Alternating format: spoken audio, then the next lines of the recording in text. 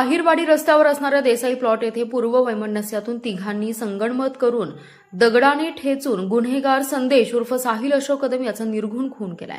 मयत साहिल याचे वडील अशोक भीमराव कदम यांनी आष्टा पोलीस ठाण्यात फिर्याद दिली आहे। या प्रकरणी आष्टा पोलिसांनी तातडीने तपासाची चक्रे फिरवून संशयित प्रथमेश उर्फ बबलू आमसिद्ध कोळी, राजश्री आमसिद्ध कोळी, अक्षय हनुमंत मुळीक यांना अटक केली आहे। मयत संदेश उर्फ साहिल कदम याचे त्याचा मित्र प्रथमेश उर्फ बबलू आमसिद्ध कोळी याच्या घरी जाणं येणं होतं। तिथे मुलगा साहिल, प्रथमेश कोळी, अक्षय मुळीक, अभिजित उर्फ सोन्या टुमक्या परीट असे एकत्र बसून दारू पीत असायचे। दारू पिल्यानंतर त्यांचे एकमेकांसोबत वाद होत होते।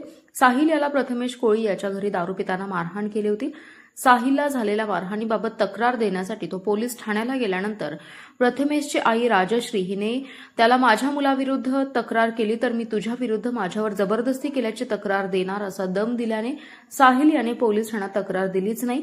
शनिवारी रात्री 10 वाजण्याच्या सुमारास वाळवा येथील MSCB टॉवरजवळ साहिल याचे प्रथमेश कोळी, अभिजित उर्फ सोन्या टुमक्या परीट आणि त्याच्या मित्रांचे दारू पिऊन भांडण झालं। साहिल याला घरामध्ये बोलावून संशयितांनी पूर्वी झालेल्या भांडणाच्या रागातून खून करत काही अंतरावर नेऊन टाकलं। आष्टा पोलीस ठाण्याच्या हद्दीतील रेकॉर्डवरील गुन्हेगाराचा खून झाल्याच्या बातमीने वाळव्यात खळबळ उडाली।